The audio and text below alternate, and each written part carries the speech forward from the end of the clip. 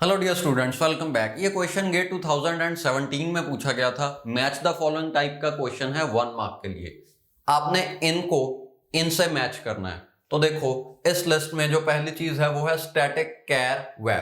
तो यहां पे आप एक वेरिएबल डिक्लेयर करना चाहते हो जिसका नाम है var, उसकी डाटा टाइप है कैर और उसकी स्टोरेज क्लास है स्टैटिक। ओके, अब जब भी कोई स्टैटिक स्टोरेज क्लास का वेरिएबल डिक्लेयर होता है तो वो डाटा सेक्शन में डिक्लेयर होगा। यहां पे एक आइटम है जहां पे डाटा सेक्शन की बात की गई है।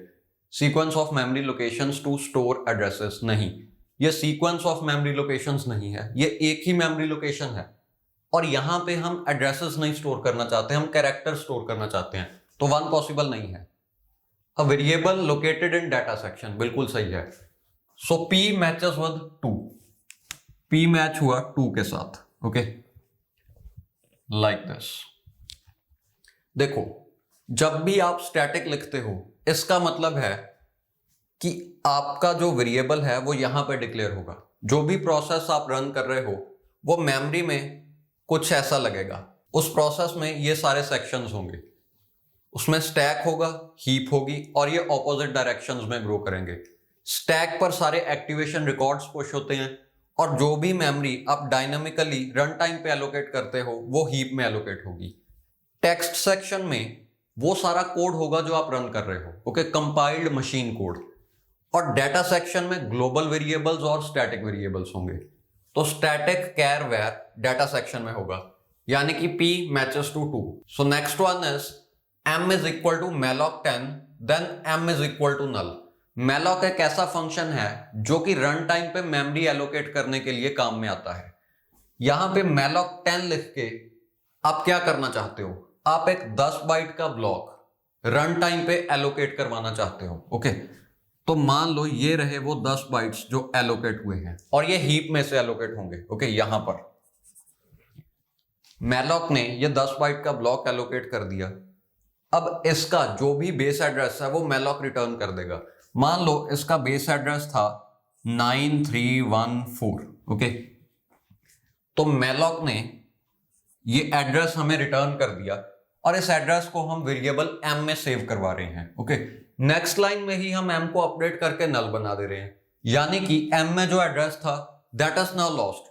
अब हम कभी भी इन 10 बाइट्स को एक्सेस नहीं कर पाएंगे, यानी कि एक 10 बाइट्स का ब्लॉक एलोकेट तो हुआ है बट हमें यह नहीं पता वो है कहां पर। So it's of no use. Okay, तो देखो, request to allocate lost memory, हाँ यही है।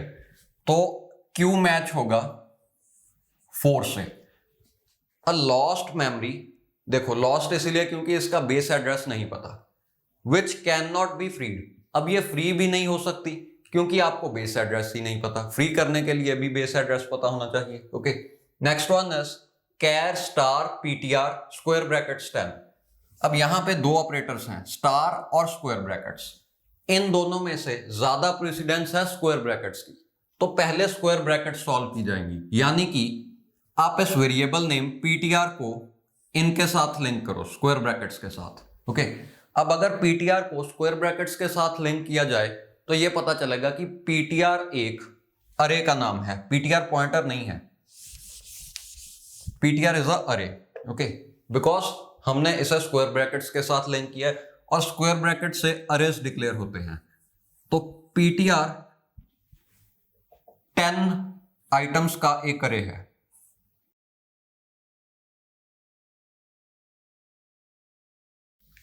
Now see, ptr is a array of 10 items which are pointers to characters. Okay, ptr में 10 चीजें होंगी, ptr एक अरे है, वो 10 की 10 चीजें पॉइंटर्स होंगी। पॉइंटर्स भी किस टाइप के? Character pointers. ओके, यानी कि ये एक पॉइंटर है, ये भी पॉइंटर है, ये भी पॉइंटर है, सो ऑन, ये सारे पॉइंटर्स ही हैं और ये सिर्फ कैरेक्टर्स को पॉइंट कर सकते हैं। यानी कि यहां पे किसी कैरेक्टर का एड्रेस होगा। मान लो ये कैरेक्टर C है और इसका एड्रेस है 72, तो यहां पे 72 सेव्ड है, मींस ये इस कैरेक्टर को पॉइंट कर रहा है। सिमिलरली ये भी किसी कैरेक्टर को पॉइंट कर रहा हो सकता है। Okay, and so on, last वाले एलिमेंट में भी किसी कैरेक्टर का एड्रेस होगा। Okay, so I'm repeating it for one last time. ptr पहले स्क्वायर ब्रैकेट से लिंक होगा क्योंकि इनकी प्रेसिडेंस ज्यादा है, यानी कि पीटीआर एज अ अरे, तो स्क्वायर ब्रैकेट्स में 10 लिखा हुआ है यानी कि अरे ऑफ 10 आइटम्स। फिर से स्टार के साथ लिंक करो, यानी कि वो सारी 10 की 10 आइटम्स पॉइंटर्स हैं।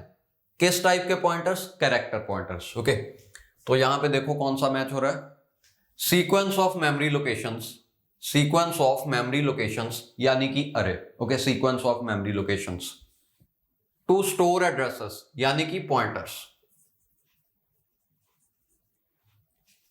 ये क्या है? अरे, अरे ऑफ पॉइंटर्स, यही तो हमने कहा अभी। तो आर मैच होगा 1 के साथ। Okay, then you can see कि एस मैच होगा 3 के साथ। Still let's analyse it. S है क्या? एस है रजिस्टर इंट var1, ये वेरिएबल का नाम है, ये उसकी डाटा टाइप है, और ये है स्टोरेज क्लास। जब भी स्टोरेज क्लास रजिस्टर हो तो आप कंपाइलर को ये रिक्वेस्ट कर रहे हो कि इस वेरिएबल को सीपीयू रजिस्टर में सेव करवा दो। ये ऑर्डर नहीं है, ये सिर्फ एक रिक्वेस्ट है। रन टाइम पे अगर कोई भी सीपीयू रजिस्टर खाली होगा तो ये वेरिएबल हो सकता है उस सीपीयू रजिस्टर में सेव कर दिया जाए। ओके, देखो आप ऐसा करोगे क्यों, यानी कि आप क्यों चाहते हो कि इस वेरिएबल को हम सीपीयू रजिस्टर में सेव करवाएं?